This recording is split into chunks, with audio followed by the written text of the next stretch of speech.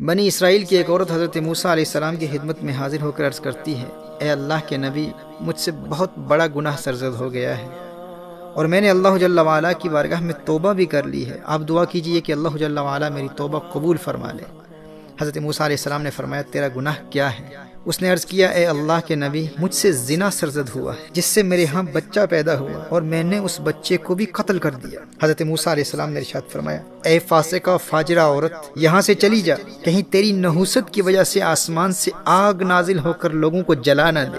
محترم احبہ، وہ عورت وہاں سے پریشان ہو کر چلی جاتی ہے۔ اتنے میں حضرت جبریل امین نازل ہوتے ہیں اور فرماتے ہیں، اے موسیٰ علیہ السلام، اللہ جل وعلا ارشاد فرماتا ہے کہ توبہ کرنے والی اس عورت کو آپ نے واپس کیوں بھیج دیا؟ کیا آپ نے اس سے زیادہ برائی والا کوئی نہیں دیکھا؟ حضرت موسیٰ علیہ السلام نے ارشاد فرمایا، اے جبریل، اس سے زیادہ شر والا کون ہو سکتا ہے؟ یعنی زنا بھی کیا اور بچے کو قتل بھی کر دیا، اس سے بڑا گنہگار کون ہو سکتا ہے؟ حضرت جبریل امین نے فرمایا، اے موسیٰ، اس زنا کرنے والی عورت اور چھوٹے بچے کو قتل کرنے والی عورت سے بھی بڑا گنہگار وہ شخص ہے جو جان بوجھ کر نماز چھوڑتا ہے۔ اللہ اکبر۔ محترم احبہ، امام محمد بن احمد ذہبی علیہ رحمہ، جن کا انتقال 748 ہجری میں ہوا، انہوں نے اس روایت کو اپنی کتاب القبائر میں نقل کیا ہے۔ میرے دوست، میرے بھائی، غور کرنا اس بات پر، تو جو غصے میں آ کر اکثر کہہ دیا کرتا ہے کہ جانے یہ مصیبتیں کیوں آ جاتی ہیں، یہ تکلیفیں کیوں آتی ہیں، یہ پریشانیاں مجھ پر کیوں آتی ہیں؟ بھائی آخر میں نے گناہ ہی کون سا کیا ہے؟ میں نے کسی پر ظلم نہیں کیا، کسی کا حق نہیں مارا، کون سا قتل کیا ہے میں نے، کون سا زنا کیا ہے میں نے؟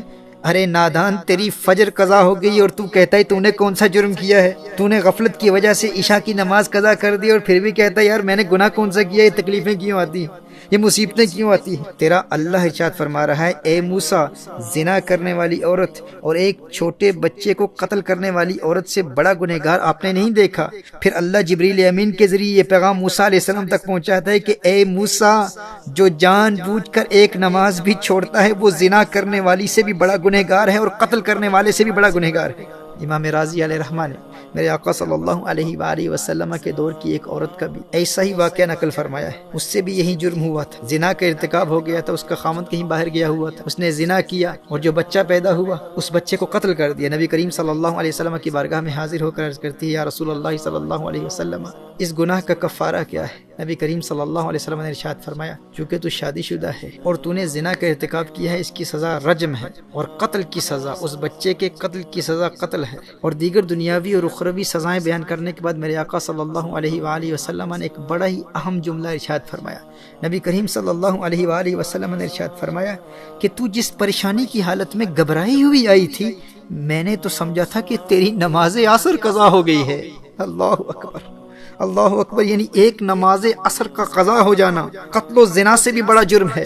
یہ میرے آقا صلی اللہ علیہ وآلہ وسلم کی اس حدیث کا مفہوم ہے۔ اور یہ جرم اس کا ہے جس کی ایک نماز قضا ہو گئی، جس نے ایک مرتبہ حی علی الصلاۃ کے بلاوے کو نظر انداز کیا، یہ اس کا جرم ہے۔ محترم احبہ، غور کیجئے گا، شیطان کا جرم کیا تھا؟ شیطان نے سجدے سے انکار کیا تھا، اس نے ایک مرتبہ ایک سجدے سے انکار کیا اور مردود بارگاہ ہو گیا۔ شیطان نے کوئی قتل نہیں کیا تھا، شیطان نے کوئی زنا نہیں کیا تھا، کوئی چوری اور ڈکیتی نہیں کی تھی۔ شیطان کا جرم کیا تھا؟ شیطان کا جرم یہی تھا، اللہ جل وعلا نے سجدے کا حکم ارشاد فرمایا، اس نے ایک مرتبہ انکار کیا، ہمیشہ ہمیشہ کے لیے مردود بارگاہ ہو گیا۔ اور یہاں ایک مسلمان کو بار بار سجدوں کے لیے بلایا جاتا ہے، 5 مرتبہ حی علی الصلاۃ، حی علی الفلاح کے ذریعے اللہ جل وعلا کی طرف سے حکم دیا جا رہا ہے، لیکن اسے اللہ جل وعلا کے حکم کی پرواہ ہی نہیں۔ محترم احبہ، ایسے بے نمازی کو حدیث مصطفیٰ صلی اللہ علیہ وسلم کی روشنی میں آخرت میں قیامت کے روز فرعون کی صفوں میں اٹھایا جائے گا، حامان کے ساتھ اٹھایا جائے گا، قارون کے ساتھ اٹھایا جائے گا، ابی بن خلف جیسے اللہ جل وعلا کے دشمنوں کی صف میں وہ اپنے آپ کو پائے گا۔ اس سے بڑھ کر ذلت اور رسوائی کی بات کیا ہو سکتی ہے کہ انسان خود کو مسلمان کہہ رہا ہے اور آخرت میں جب اٹھایا جاتا ہے تو اپنے آپ کو اللہ کے دشمنوں کی صفوں میں پاتا ہے۔ اس سے بڑھ کر رسوائی کیا ہے؟ اللہ جل وعلا ہمیں نمازوں میں استقامت عطا فرمائے اور روز محشر قیامت کے روز اللہ جل وعلا ہمیں اپنے سامنے اور اپنی مخلوق کے سامنے اس ذلت اور رسوائی سے محفوظ رکھے کہ ہمیں اللہ جل وعلا کے دشمنوں کی صفوں میں اٹھایا جائے۔ اور پھر ہمارے کچھ نادان بھائی کہہ دیتے ہیں کہ بھائی ایسا بھی تو نہیں ہے کہ ہم بے نمازی ہیں، بس کام کاج کی وجہ سے کچھ نمازیں رہ جاتی ہیں۔ کوئی کہتا ہے کہ بھائی میں 4 پڑھ لیتا ہوں، بس فجر قضا ہو جاتی ہے۔ کوئی کہتا ہے کہ بھائی رات تھکا ہوا اگر آتا ہوں تو بغیر عشاء ادا کیے سو جاتا ہوں، لیکن 4 نمازیں تو کہیں گئی نہیں نا بھائی، 4 نمازیں تو پکی پڑھتا ہوں، میں کوئی بے نمازی نہیں ہوں اور پکا نمازی ہوں۔ اچھا 4 نصیب فجر اور عشاء کو چھوڑ کر 3 نمازیں تو عرصے سے بلا ناغہ پڑھ رہا ہوں بھائی، بڑا پکا نمازی ہوں، 3 نمازیں تو میری کبھی قضا ہی نہیں ہوتی۔ اور کوئی ظالم کہتا ہے کہ فجر پڑھ کر کام پر جاتا ہوں بھائی، لیکن کاروباری مصروفیات کی وجہ سے ظہر، عصر اور مغرب کو ان تینوں نمازوں کو عشاء کے ساتھ ملا کر قضا پڑھ لیتا ہوں۔ میں تو نمازی تو ہوں نا بھائی، مجھے بے نمازی تو نہ کہا جائے۔ ارے ظالم انسان، تو اپنے آپ کو نمازی کہتا ہے، 4 پڑھنے والا نمازی نہیں ہوتا، 3 پڑھنے والا نمازی نہیں ہوتا، تو اپنے آپ کو پکا نمازی کہتا ہے۔ میرے دوست، جو ایک نماز بھی بغیر عذر شرعی ترک کر دیتا ہے وہ بے نمازی ہے۔ جو نمازیں قضا کرنے کی عادت بنا لیتا ہے وہ نمازی نہیں ہوتا، وہ بے نمازی ہوتا ہے۔ اور ایسے بے نمازی کے لیے قرآن و سنت میں سخت عذاب بیان کیا گیا ہے۔ میرے نادان بھائی اور میری ناسمجھ بہن، یہ کاروباری مصروفیات اور گھریلو کام کاج یہ نماز ترک کرنے کے لیے کوئی عذر نہیں ہے۔ شریعت مطہرہ اس عذر کو قبول نہیں کرتی، یہ عذر شرعی نہیں ہے۔ کس قدر جہالت ہے کہ دنیاوی مصروفیات کی وجہ سے 3 یا 4 نمازیں پڑھنے والا بھی اس خوش فہمی میں رہتا ہے کہ بھائی میں بے نمازی تو نہیں ہوں، اور دن بھر کی نمازیں عشاء کی نماز کے ساتھ ملا کر پڑھنے والا بھی خود کو پکا نمازی سمجھ رہا ہوتا ہے۔ میرے بھائی، شریعت مطہرہ میں نمازی وہی ہے جس کی کوئی نماز بغیر عذر شرعی قضا نہیں ہوتی۔ 5 پڑھتا ہے، 4 نہیں پڑھتا، 3 نہیں پڑھتا، 5 نمازیں پڑھتا ہے، باقاعدگی سے پڑھتا ہے۔ اور ایسے پختہ نمازی کی اگر ایک نماز بھی فوت ہو جائے نا تو نماز کا فوت ہو جانا اس کے لیے اس قدر تکلیف دہ ہوتا ہے جیسے گھر میں کوئی فرد فوت ہو گیا ہو۔ صحیح ابن حبان کی حدیث ہے، میرے آقا صلی اللہ علیہ وآلہ وسلم نے ارشاد فرمایا، من فاتته صلاة فكأنما وطر اہلہ ومالہ، جس کی ایک نماز بھی فوت ہو گئی وہ ایسا ہے کہ گویا اس کے گھر کے لوگ اور مال و دولت سب چھین لیے گئے ہوں۔ جو حقیقتاً نمازی ہوتا ہے، اگر اس کی ایک نماز بھی قضا ہو جائے نا تو پھر وہ دن اس کی زندگی کا سب سے بڑا ٹریجڈی والا دن ہوتا ہے، اور قضا پڑھتے وقت بھی رنج و غم اور ندامت و شرمندگی میں اس کی آنکھوں سے اشکوں کی برسات جاری ہوتی ہے۔ اس کا چہرہ دیکھنے والا یہ سمجھتا ہے کہ آج اس کا کوئی اپنا فوت ہو گیا ہے، آج اس کا سب کچھ لٹ گیا، سب کچھ برباد ہو گیا، اس کا سارا مال چھین لیا گیا، ساری دولت چھین لے گی۔ اسے ایسا صدمہ پہنچتا ہے، اس کا غم، اس کی پریشانی اور اس کی ندامت و شرمندگی اس کے چہرے پر نظر آ رہی ہوتی ہے۔ یہ 3 یا 4 نمازیں پڑھنے والے یا آئے دن قضا پڑھ کر اپنے آپ کو نمازی سمجھنے والے میرے نادان دوست، غفلت کی اس نیند سے آج بیدار ہو جا۔ آج بیدار نہیں ہوگا تو کب ہوگا؟ سورہ مریم میں اللہ جل وعلا ارشاد فرماتا ہے، فَخَلَفَ مِن بَعْدِهِمْ خَلْفٌ أَضَاعُوا الصَّلَاةَ وَاتَّبَعُوا الشَّهَوَاتِ فَسَوْفَ يَلْقَوْنَ غَيًّا إِلَّا مَن تَابَ وَآمَنَ وَعَمِلَ صَالِحًا۔ اللہ جل وعلا نے ارشاد فرمایا، فَخَلَفَ مِن بَعْدِهِمْ خَلْفٌ، بس ان کے بعد کچھ ناخلف آئے جنہوں نے نماز کو ضائع کیا اور خواہشات کے پیچھے چلے، فَسَوْفَ يَلْقَوْنَ غَيًّا، پس ان قریب وہ جہنم کی گہری وادی میں جائیں گے، الا من تاب وآمن وعمل صالحا، مگر جو توبہ کرے اور ایمان لائے اور اچھے عمل کرے۔ حضرت عبداللہ ابن عباس رضی اللہ تعالیٰ عنہما فرماتے ہیں کہ اس آیہ مبارکہ میں نماز ضائع کرنے کا معنی یہ نہیں ہے کہ انہوں نے نماز بالکل چھوڑ دی، بلکہ اس کا معنی یہ ہے کہ نماز اپنے وقت پر ادا نہیں کی۔ یعنی وہ شخص جو اپنی نماز قضا کر دیتا تھا، جس کی نمازیں قضا ہو جاتی تھی، اسے نماز ضائع کرنے والا کہا گیا ہے۔ امام التابعین حضرت سعید بن مسیب رحمہ اللہ ارشاد فرماتے ہیں کہ اس کا مطلب یہ ہے کہ ابھی اس نے ظہر نہ پڑھی ہو اور عصر کا وقت ہو جائے، یعنی ایسا شخص جو نماز تو پڑھتا تھا لیکن غفلت کی وجہ سے اس کی نمازیں قضا ہو جاتی تھی، نماز میں سستی کرتا تھا، یہ عذاب اس کے لیے ہے۔ فرمایا جو شخص اس حالت میں فوت ہو جائے اور توبہ نہ کرے، یلقون غیا، اسے اللہ جل وعلا نے مقام غی سے ڈرایا ہے۔ اور مقام غی کیا ہے؟ یہ جہنم کی ایک نہایت گہری وادی ہے جس کا عذاب بہت شدید ہے۔ غور کریں میرے وہ بھائی، میری وہ بہنیں، میرے وہ بزرگ، میری وہ مائیں، میرے وہ دوست جو نماز میں سستی کرتے ہیں، کبھی وقت پر پڑھ لیتے ہیں، کبھی قضا ہو جاتی ہے اور پھر کہتے ہیں کہ ہم پکے نمازی ہیں۔ امام ابن حجر اور امام ذہبی نے کتاب الکبائر میں ایک واقعہ نقل فرمایا، ایک عورت کا انتقال ہو جاتا ہے اور اس کی تدفین کے بعد اللہ جل وعلا اس کے قبر کے عذاب کو اس کے بھائی پر منکشف کر دیتا ہے۔ اس کے بھائی کا کچھ سامان قبر میں رہ جاتا ہے۔ تدفین کے بعد جب وہ گھر جاتا ہے اور اپنا سامان تلاش کرتا ہے تو پھر اسے یاد آتی ہے کہ بہن کی تدفین کے وقت اس کا وہ سامان قبر میں گر گیا تھا۔ جب واپس قبرستان جاتا ہے، قبر کھودتا ہے تو دیکھتا ہے کہ اس کی بہن کی قبر آگ کے شعلوں سے بھری ہوئی ہے۔ وہ روتے ہوئے واپس گھر آتا ہے اور اپنی ماں سے اپنے مشاہدے کا حال بیان کرتا ہے، ماں کو بتاتا ہے کہ میں نے کیا دیکھا، اور ماں سے پوچھتا ہے کہ میری بہن کے اعمال کیا تھے۔ تو ماں نے اس کی بہن کا ایک ہی گناہ بیان کیا۔ ماں نے کہا بیٹے تیری بہن نماز میں سستی کرتی تھی اور قضا پڑھتی تھی، قضا پڑھتی تھی۔ محترم احبہ، اہل علم نے اس روایت پر کلام کرتے ہوئے کہا ہے کہ جو شخص عام طور پر نماز پڑھتا ہو لیکن سستی کی وجہ سے نماز قضا ہو جاتی ہو، یہ اس کا عذاب ہے کہ قضا پڑھنے والے کی قبر اگر آگ کے شعلوں سے بھر جاتی ہے تو بتاؤ جو بالکل نماز پڑھتا ہی نہیں اس کے عذاب کا عالم کیا ہوگا، اس کا عذاب کس قدر دردناک ہوگا۔ میرے دوستو، جو ایک نماز بھی بغیر عذر شرعی کے قضا کرتا ہے اس کا جرم زانی سے بڑا ہے، قتل کرنے والے سے بڑا ہے، چوری سے بڑا ہے، ڈکیتی سے بڑا ہے، رشوت سے بڑا ہے۔ جو نماز میں سستی کرتا ہے، اپنے وقت پر ادا نہیں کرتا، قرآن کریم کی اس آیہ مبارکہ کی روشنی میں یلقون غیا، جو نماز میں سستی کرتا ہے، نماز اپنے وقت پر ادا نہیں کرتا، اسے جہنم کی گہری وادی جس کا نام غی ہے اس میں عذاب دیا جائے گا۔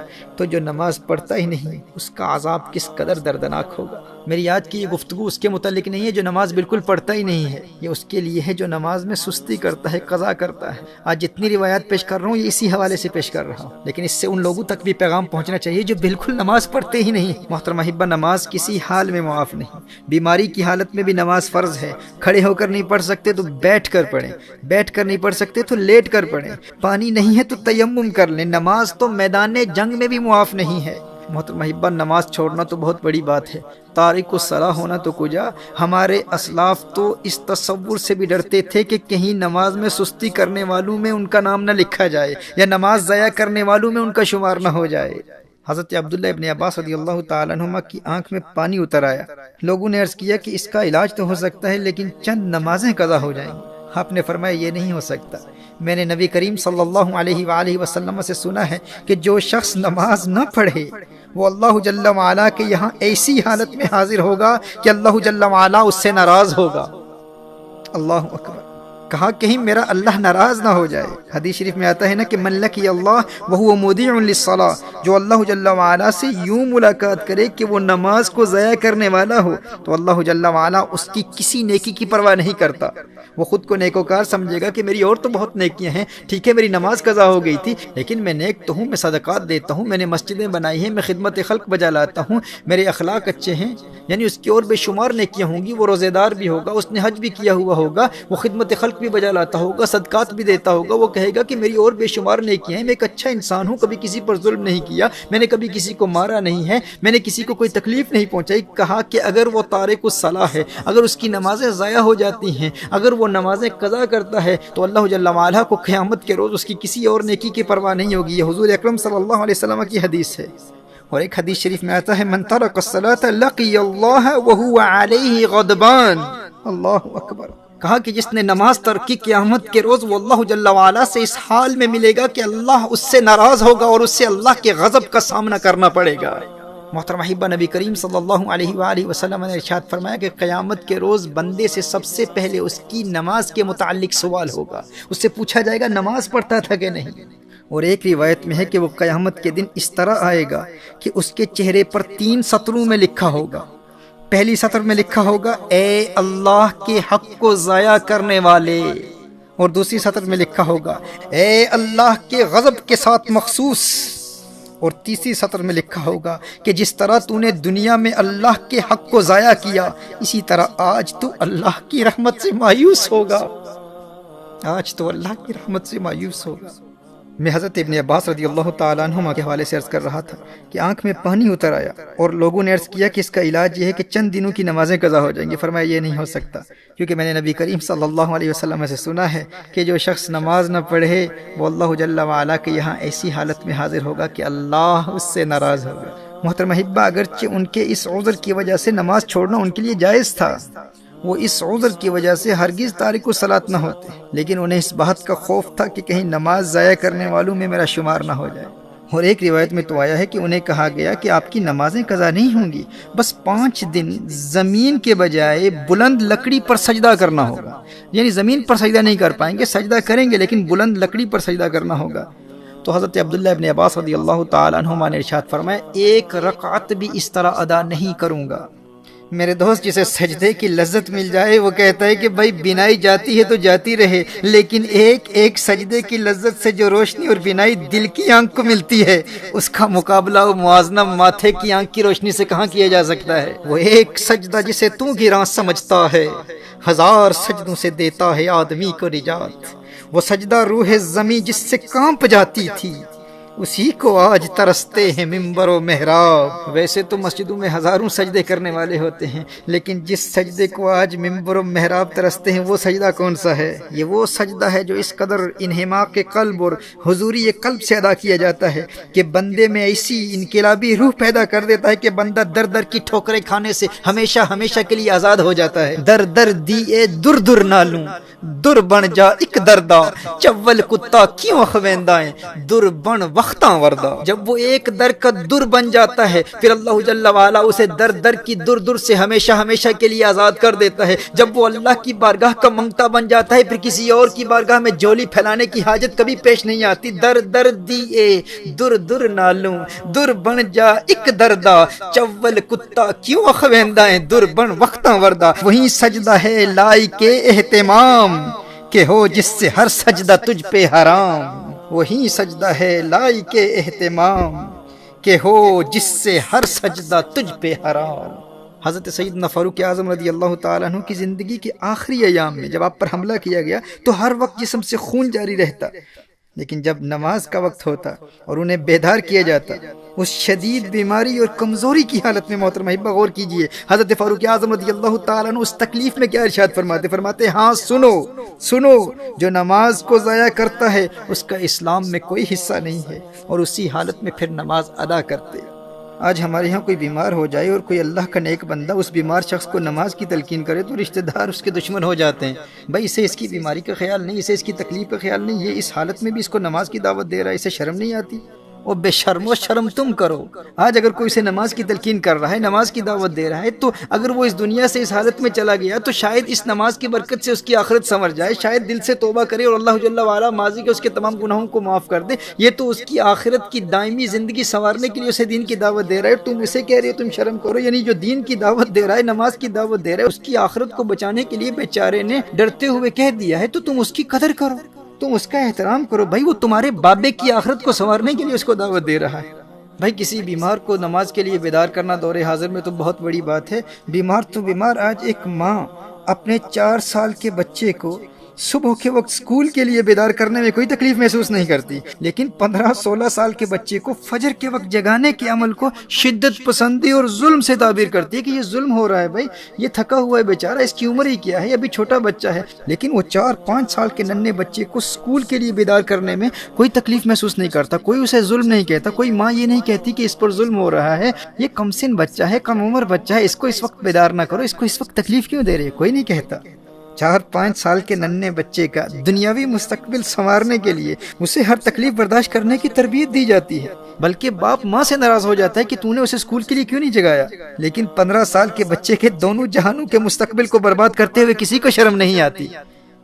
اپنی ہی اولاد کو جہنم کی آگ میں جلنے سے بچانے کی نہ باپ کو پرواہ ہوتی ہے نہ ماں کو پرواہ ہوتی ہے، لیکن میرے دوستو پتہ اس وقت چلے گا جب قیامت کے روز یہی اولاد اپنے والدین کو گریبان سے پکڑ کر جہنم کی آگ میں دھکیل رہی ہوگی کہ ہماری آج کی بربادی کا سبب تم ہو، تم نے ہمیں اس مختصر زندگی کی کیریئر پلاننگ تو سکھا دی، لیکن تم نے ہمیں کبھی یہ نہیں بتایا تھا کہ فجر قضا ہو گئی تو لاکھوں برس جہنم کی آگ میں جلنا ہوگا۔ اس وقت بیٹا کہے گا کہ میں 5 سال کا تھا اور نرم بستر سے بیدار ہو جاتا تھا کیونکہ تم نے مجھے پٹی ہی یہی پڑھائی تھی کہ اگر اسکول نہ گیا تو تمہارا کیریئر برباد ہو جائے گا، لوگوں کو کیا منہ دکھاؤ گے، تیری ناکامی پر لوگ ہنسیں گے، بڑے ہو کر ذلت و رسوائی کا سامنا کرنا پڑے گا، زمانے کے تانوں اور غربت اور بھوک اور پیاس کو کیسے برداشت کرو گے؟ ہے میری ماں، ہے میرے ابو جی، تم نے پیٹ کی عارضی آگ سے تو ڈرایا تھا، لیکن افسوس کہ اس دن کی آگ کے بارے میں تم نے ہمیں کبھی کچھ بتایا ہی نہیں۔ آج تمہاری وجہ سے میں جہنم میں جا رہا ہوں، جانے کتنے برس جہنم کی آگ میں جلوں گا، اور سب سے بڑی محرومی تو یہ ہے کہ میں خود کو نیک سمجھتا تھا، لیکن آج میرے ماتھے پر لکھا ہوا ہے کہ میں اللہ کے حق کو ضائع کرنے والا ہوں، میں اللہ کے غضب اور ناراضگی کے ساتھ مخصوص ہوں، اور آج تیرا بیٹا اللہ جل وعلا کی رحمت سے مایوس ہے۔ اے میرے والدین، آج آپ کی وجہ سے میں فرعون، حامان، قارون اور ابی بن خلف جیسے اللہ کے دشمنوں کی صفوں میں کھڑا ہوں۔ کیوں؟ آخر کیوں؟ یہ ظلم مجھ پر کیوں کیا؟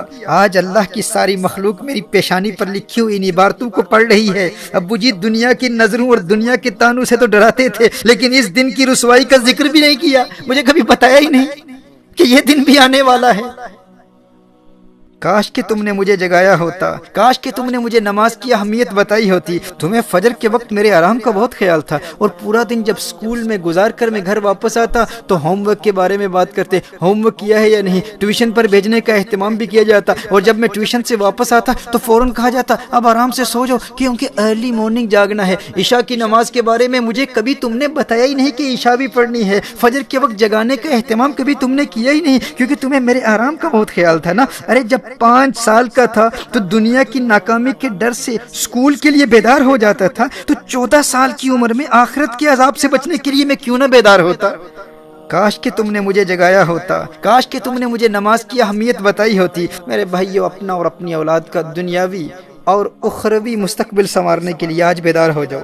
مرنے کے بعد تو سب بیدار ہو ہی جاتے ہیں، اس وقت تو سب کو سمجھ آ جاتی ہے، لیکن سمجھدار وہی ہے جو دنیا میں سمجھ جائے، کیونکہ وہاں تو سب سمجھ جائیں گے اور وہاں سمجھنے کا کوئی فائدہ نہیں۔ حقیقی سمجھدار وہی ہے جو اس دنیا میں سمجھ جائے۔ Everyone will understand in the hereafter, but that understanding will be useless. It will not benefit anyone. A wise man is the one who understands in this dunya. A wise man is the one who wakes up from the sleep of unconsciousness, from the sleep of negligence in this dunya, in this worldly life. آج ہم باتیں تو بہت کرتے ہیں اولاد کے مستقبل کے بارے میں، کریئر پلاننگ کے بارے میں، اپنے اہداف کو کیسے مقرر کرنا ہے، اپنے گولز کو کیسے مقرر کرنا ہے، سیلف ایکچولائزیشن کیا ہے، سیلف ڈسکوری کیا ہے، ڈٹرمنیشن کیا ہے، کنوکشن کیا ہے، time management, risk management, fear management, ان سب پر ہم سارے باتیں کرتے ہیں، ہم بھی بیانات کرتے ہیں، اس کی اہمیت کو اجاگر کرتے ہیں۔ اور یہ ضروری بھی ہے کہ بھائی اپنی انفرادی زندگی کو بہتر کیسے بنائیں، اپنی عائلی زندگی کو بہتر کیسے بنائیں، اجتماعی زندگی کو بہتر کیسے بنائیں، اور یہاں تک کہ پھر ہم عالم اسلام کے حوالے سے بھی بڑی بڑی باتیں کرتے ہیں کہ آج امت مسلمہ کہاں کھڑی ہے، ہماری زبوں حالی کے اسباب کیا ہیں، آج علم کی کمی ہے اور ٹیکنالوجی میں ہم پیچھے رہ گئے ہیں۔ میرے دوستو، ایک بات میں تمہیں بتا دوں، آج ہماری جتنی تعداد ہے دنیا میں، اتنی تعداد ہماری ماضی میں کبھی نہیں تھی۔ ظاہری اسباب اور دنیاوی قوت کے اعتبار سے آج جتنی طاقت ہمیں حاصل ہے، ماضی میں اتنی طاقت ہمیں کبھی حاصل نہیں تھی۔ لیکن ماضی میں ہم حکومت کرتے تھے، ماضی میں ہم حاکم تھے، آج ہم محکوم کیوں ہیں، آج ہم مظلوم کیوں ہیں؟ آج 1.5 ارب سے زائد عددی قوت رکھنے والی مسلم دنیا تمام تر دنیاوی وسائل رکھنے کے باوجود آج اس قدر قسم پرسی اور پسماندگی اور زبوں حالی کا شکار کیوں ہے؟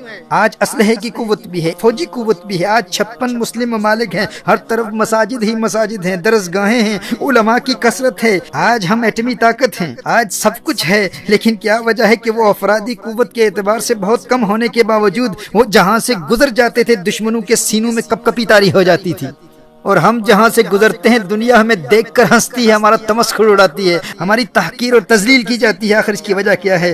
فرق کیا ہے ہم میں اور ان میں؟ میرے دوستو، فرق صرف یہی ہے کہ وہ تعداد میں کم تھے لیکن ان کے پاس سجدوں کی لذت تھی، سجدوں کی قوت تھی۔ ہم تعداد میں بہت زیادہ ہونے کے باوجود سجدوں کی لذت سے محروم ہے۔ فرق یہی ہے، ہمارے پاؤں قبر میں ہے لیکن ابھی تک نہ خود عبادت میں استقامت، نہ خود سجدوں کی حقیقی لذت حاصل کر پائے، اور نہ ہی اپنی اولاد کے دلوں میں یہ جذبہ بیدار کر سکے۔ ماضی میں تعداد میں بہت کم تھے لیکن آخر وہ کون سی روحانی قوت تھی جو ہمیں توپوں سے لڑا دیا کرتی تھی؟ تھے ہم یہ ایک تیرے مار کا آراؤں میں، خشکیوں میں کبھی لڑتے کبھی دریاؤں میں، دی آزانے کبھی یورپ کے کلیساؤں میں، کبھی افریقہ کے تپتے ہوئے صحراؤں میں، شان آنکھوں میں نہ جچتی تھی جہاں داروں کی، کلمہ پڑھتے تھے ہم چھاؤں میں تلواروں کی، ہم جو جیتے تھے تو جنگوں کی مصیبت کے لیے اور مرتے تھے تیرے نام کی عظمت کے لیے، تھی نہ کچھ تیغ زنی اپنی حکومت کے لیے، سر بکف پھرتے تھے کیا دہر میں دولت کے لیے، ٹل نہ سکتے تھے اگر جنگ میں اڑ جاتے تھے، پاؤں شیروں کے بھی میدان سے اکھڑ جاتے تھے، تجھ سے سرکش ہوا کوئی تو بگڑ جاتے تھے، تیغ کیا ہے ہم توپ سے لڑ جاتے تھے، نقش توحید کا ہر دل پہ بٹھایا ہم نے، زیر خنجر بھی یہ پیغام سنایا ہم نے، صفائے دہر سے باطل کو مٹایا ہم نے، نوع انسانی کو غلامی سے چھڑایا ہم نے، تیرے کعبے کو جبینوں میں بسایا ہم نے، تیرے قرآن کو سینوں سے لگایا ہم نے،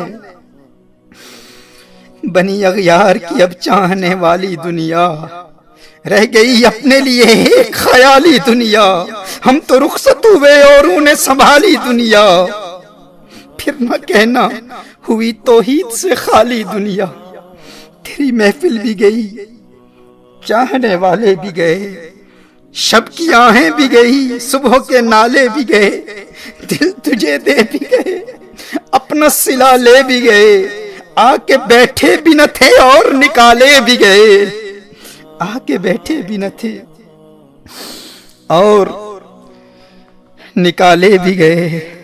لطف مرنے میں ہے باقی نہ مزہ جینے میں، کچھ مزہ ہے تو یہی خون جگر پینے میں، کتنے بےتاب ہیں جوہر میرے آئینے میں، کس قدر جلوے تڑپتے ہیں میرے سینے میں، اس گلستان میں مگر دیکھنے والے ہی نہیں، داغ جو سینے میں رکھتے ہوں وہ لالے ہی نہیں، کس کی ہیبت سے صنم سہمے ہوئے رہتے تھے، منہ کے بل گر کے ہو اللہ احد کہتے تھے، آ گیا عین لڑائی میں اگر وقت نماز، آ گیا عین لڑائی میں اگر وقت نماز، قبلہ روحوں کے زمیں بوس ہوئی قوم حجاز، ایک ہی صف میں کھڑے ہو گئے محمود و ایاز، نہ کوئی بندہ رہا نہ کوئی بندہ نواز، بندہ و صاحب و محتاج و غنی ایک ہوئے، تیری سرکار میں پہنچے تو سبھی ایک ہوئے، تیری سرکار میں پہنچے تو سبھی ایک ہوئے،